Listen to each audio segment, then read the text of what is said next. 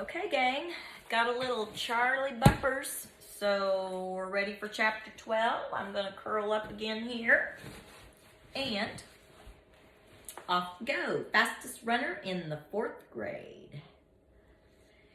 If we're going to have a race, I said, we need some more runners.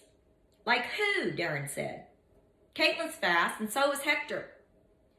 Caitlin's out sick today, Darren announced. Who's Hector?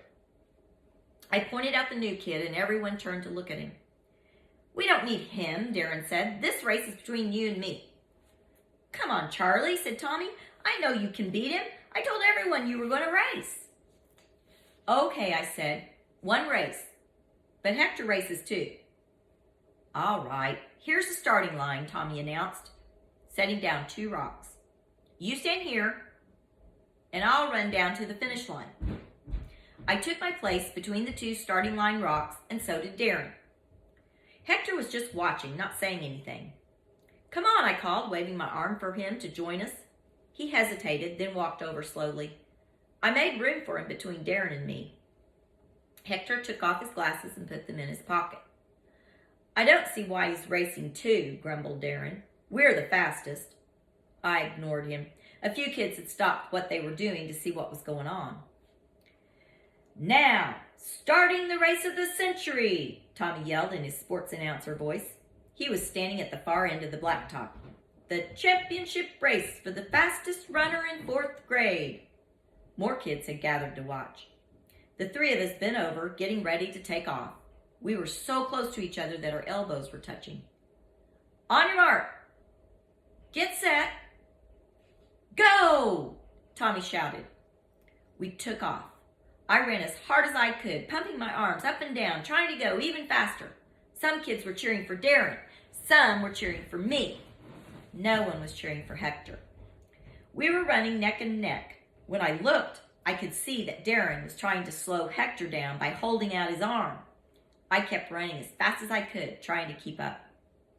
When we reached the finish line, I couldn't tell who'd won. It was really close, but I knew it wasn't me. It was either Hector or Darren. I won! Darren was screaming like he'd won a gold medal at the Olympics or something. Hector, the new kid, didn't say anything. No, you didn't, Tommy yelled. The new kid won. He bumped into me, Darren said. You were bumping into him, I said. You were trying to block him the whole way. Wasn't he blocking you, Hector? Hector, the new kid, just shrugged. It was a tie, someone shouted. Race again. Yeah, everybody said. Do-over, race again. There was no way to figure out who had really won. It was too close. And since Darren was being so bossy, no one wanted to argue with him. Okay, said Tommy. Everyone line up again. Go ahead, Charlie, you too. Darren and Hector jotted back to the starting line to get ready. I wasn't really sure if I should race at all. The tie was between Hector and Darren. Hurry up, Charlie, Tommy said. Get in line. I headed back up across the blacktop, but before I reached the other side, I heard a whistle. Everybody inside, Mrs. Burke called. But we're having a race, Tommy yelled. Inside now. Recess is over, Mrs. Burke said, snapping her exploding fingers and pointing at Tommy. You can race back to the door. Forget it, Tommy, I said. There's no point in arguing with Mrs. Burke. I see what you mean, he answered. Tomorrow, Darren said. I'll beat you and the new kid. I glanced over at Hector. He took his glasses out of his pocket and cleaned them off so he could put them on again. I wasn't sure, but it looked like he was smiling. Chapter 13, The Hazards of Toilet Paper. How appropriate, toilet paper. I thought and thought about the race that night, and I was still thinking about it the next morning. By the time I got on the bus, I had decided. Tommy, I'm not going to race. Why not? The whole point of this is for you to beat Darren. All we really want is for someone to beat Darren, I said. Well, yeah, Tommy said, I guess. I'm pretty sure I can't beat him anymore. I hate to say it, but he's faster than me now. He's so much bigger. But I know Hector can beat Darren if he doesn't pull any of his tricks. I want to stand at the finish line so I can be the judge. Okay, Tommy said, frowning. But Darren will probably pull your underwear out of your pants again anyway. I know, I said, but it'll be completely worth it if Hector beats him. The big problem is figuring out a way to make sure the race is fair. We have to be sure who wins. We need a better finishing line. Something like the ribbon they break through at the Olympics. Right. But what can we use? Tommy asked. Maybe Mr. Schuler would have something. No way. I'm not asking the intergalactic supreme commander of soccer balls for anything. We'll have to come up with something ourselves. I thought for a moment. It needs to be long enough to stretch all the way across the blacktop.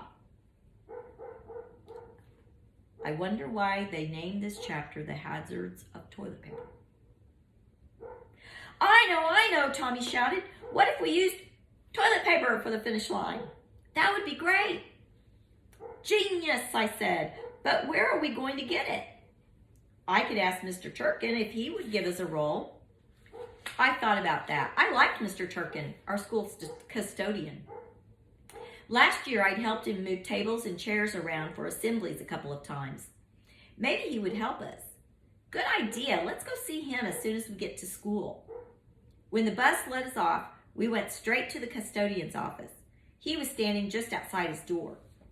Hi, Mr. Turkin, I said. Good morning, Charlie. Good morning, Tommy. What can I do for you two fine gentlemen this morning?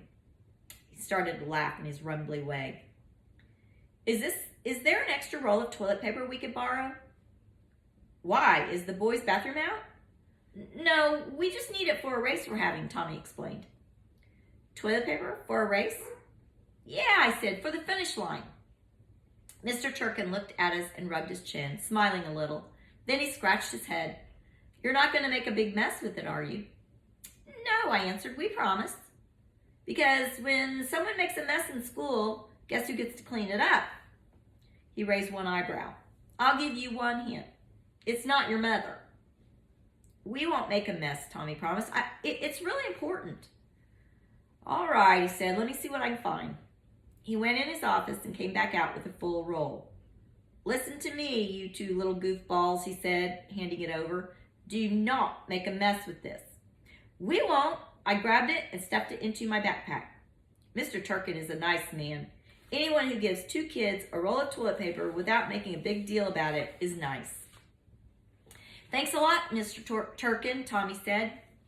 You're welcome, gentlemen. Don't do anything I wouldn't do. I wondered if Mr. Turkin would use toilet paper in a race. Maybe, if he was in 4th grade. At recess, I took my backpack out on the playground. I didn't want anyone seeing the toilet paper until it was time. Darren was on the blacktop waiting for me. Other kids were gathering around. Okay, time for the race do-over, Darren said. Me and Charlie and the new kid. I'm not racing, I said. You and Hector tied. You're the ones who should race. It's okay, Hector said to me. You can still race. Nope, I said. I'm not racing. I've got another job. Tommy and I figured out how to make sure we know who's officially faster. I reached into my backpack and pulled out the toilet paper. The first one to break through the toilet paper at the finish line wins. Everybody started hooting and clapping. Tommy went to the starting line, and I walked over to Hector. Don't stand too close to Darren at the start so he doesn't push you. I wanted to make sure that Darren didn't cheat. Hector smiled and nodded. He took off his glasses, rubbed them with his shirt, and put them in his pocket. I ran down the blacktop with toilet paper, with few kids trailing after me. When I got to the place for the finish, I realized I needed someone to hold the other end. Can someone help me? I called to the kids who were with me. I'll do it, Charlie, Alex McLeod yelled out. I can do it. He was jumping around like someone had built a campfire in his pants. All right, I said, but be careful. Okay, he said. I mean it, I said. You'll have to stand still. Okay, I promise. And we can't make a mess, I said. It's Mr. Turkin's toilet paper. Alex was hopping all over the place, grabbing for the toilet paper. I let him hold onto the roll, then I very slowly pulled on the loose end. Be really careful, I warned him, or it'll break. We unrolled the paper across the finish line and held it up as straight as we could. By now, it seemed like the whole 4th grade was watching. "Okay," I yelled to Tommy. "We're ready." Darren and Hector, the new kid, lined up at the far end of the blacktop. "Runners on your marks," Tommy shouted in his Olympic announcer voice. "Ready, set, go!" Darren and Hector, the new kid, ran as hard as they could. Everybody was yelling. I yelled extra loud for Hector, since I was worried that no one would cheer for him. But some of the kids from our class were cheering for him too. "Go, Hector!" they screamed. Even a few boys from Tommy's class were cheering for Hector. As the runners came closer and closer to the strip of toilet paper, I knew who was going to win. Darren was big and fast. Hector was small, but he was faster. A lot faster. It made me wonder if he'd been running as fast as he could the day before. It wasn't even close. Hector won by a mile. When he broke through the toilet paper, everyone was going crazy. They all surrounded Hector. Kids were patting him on the shoulder and back and yelling and hitting him on the head. Right then I knew he wasn't Hector the new kid anymore. From now on, he was just Hector, the fastest kid in 4th grade. It made me smile. "Hector, Hector, Hector!" Everyone was chanting and jumping up and down, especially Crazy Legs Alex McLeod. He started running in circles, still holding the roll of toilet paper and shrieking. Somebody took hold of the loose end and pulled on it. It broke off, and another kid grabbed the trailing toilet paper. "No, no," I shouted. I tried to catch up with Alex, who was now trotting around Hector. Everybody was still yelling and waving the toilet paper streamers. Stop it, I begged. No one listened. The toilet paper was spreading all over the playground. I ran around trying to catch pieces of it, but it kept blowing away. Other kids held toilet paper banners up in the air like they were flying kites. I never knew there was that much toilet paper on one roll. It seemed like it could stretch from here to China, or at least to Chile. That's when I heard the whistle. Mrs. Burke blew it loud and long and close. Everyone stopped, even Alex McLeod. He was holding an empty toilet paper roll. You never would have known he started it. Ribbons of toilet paper were all over the blacktop. Some of them were drifting around like fall leaves on a windy day. Where did all this toilet paper come from? Mrs. Burke asked, snatching a big wad of paper as it drifted past her. She really sounded angry. Angrier than when I pulled the pictures down. Kids looked at each other. Most of them had no idea where it had come from. It looked like Hector could get in the most trouble. Alex had wrapped him up in toilet paper like a cocoon, and Hector was still pulling it off of his arms and legs. It's mine, I said. Mrs. Burke turned to me. Her eyebrows scrunched down. Where did you get it?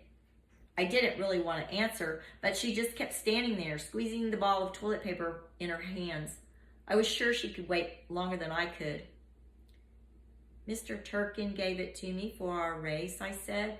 We weren't going to make a mess, we promised, but Hector won, Tommy said before I could finish. It was Charlie's idea, Mrs. Burke. He was the one who got Hector to race. The kids started yelling again. Mrs. Burke blew her whistle again. Please clean up the paper. Everybody ran around and picked up the toilet paper and handed all the scraps to Mrs. Burke.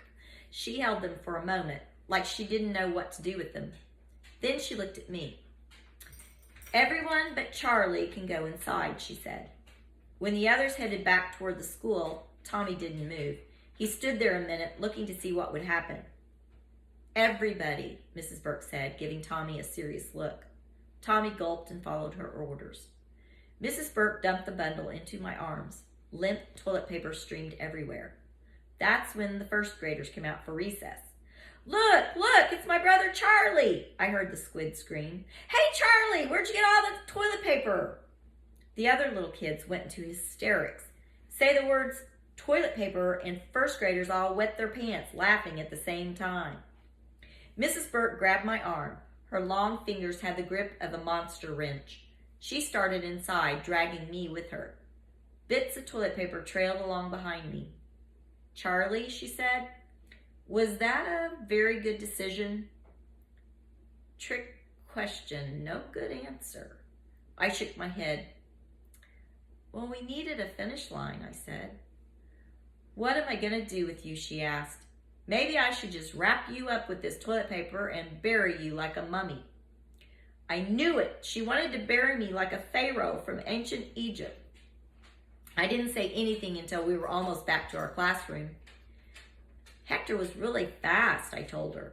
We didn't even need a finish line to see who won. She looked at me very closely and screwed her mouth to one side. She was probably trying to figure out where to bury me. I know all about you, Charlie Bumpers, she said, shaking her head. We dumped all the toilet paper in the big garbage can by the door. I think if Mrs. Burke could have, she would have stuck me in there too. Then Mr. Turkin could have taken me away with the rest of the trash. We walked back into the classroom without another word. Everybody watched in silence as I went to my desk. Samantha Grunsky frowned at me like I was the lowliest worm on the planet. When I sat down, Hector whispered, "Are you okay?" I nodded. There was no use trying to explain to Hector how I felt. He was a nice kid and a fast runner, but he never made messes. He never got in trouble. I didn't talk to anyone the rest of the day. I didn't raise my hand to answer questions.